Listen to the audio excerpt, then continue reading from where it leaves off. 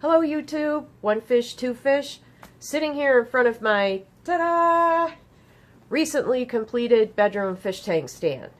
I am very relieved to get at least one of these out of the way.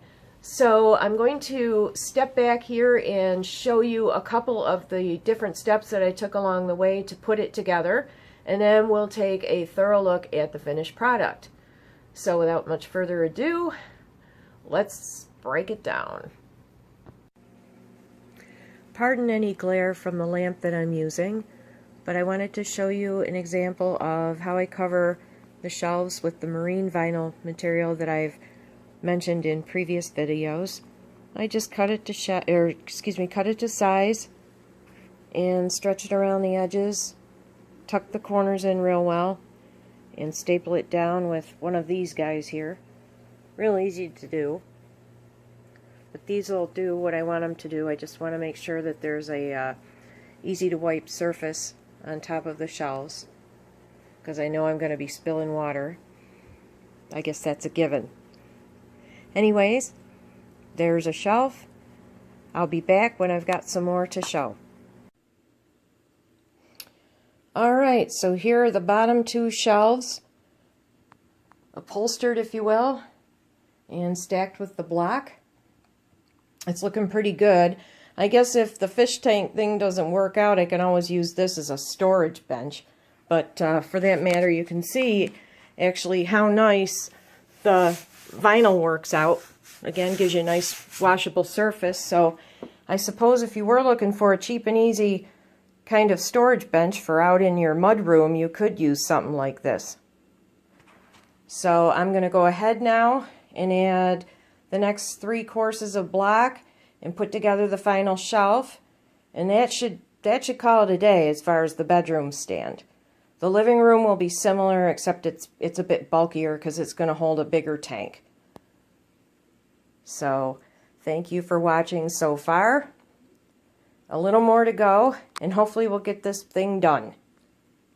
Thanks. All right. Here's the stand in its entirety with the 2 tanks that are going to reside on it. I'm going to come in a little closer and just show you how tight the fit was. I really have to plan things carefully in this apartment. Like I say, there's probably barely an inch between the door hardware and the face of the block. Much less up here by the shelf. But, hey, you just got to measure and be real careful. Anyways, there are those bottom 2 shelves. I decided to go with the one down on the low end rather than up higher so that the equipment or cords or whatnot didn't detract from the view of both tanks. Sitting down here is an 8-channel DJ equipment power strip. What's really nice about this is you can plug everything in the back, and then all you have to do is turn things on and off instead of having to yank cords in and out all the time. So I can have timers and air pumps and whatever else I need here on that. So when time comes to service things, I can just turn them on and off. Of course, I'll go ahead and protect it with one of those GFI plugs and make sure that all the cords and such have drip loops in them. But I used to have one for a saltwater tank I had several years ago, and it worked out really, really well. So the bottom tank, of course, is going to be a 20 high. I'll paint the back of that and just get going with it.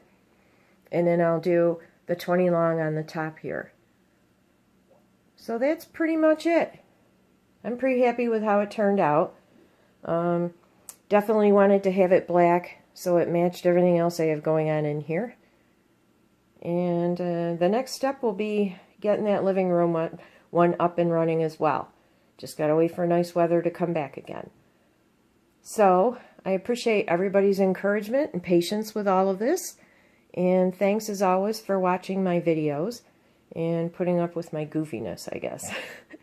Anyways, thanks so much, and we'll keep you posted as things continue to progress.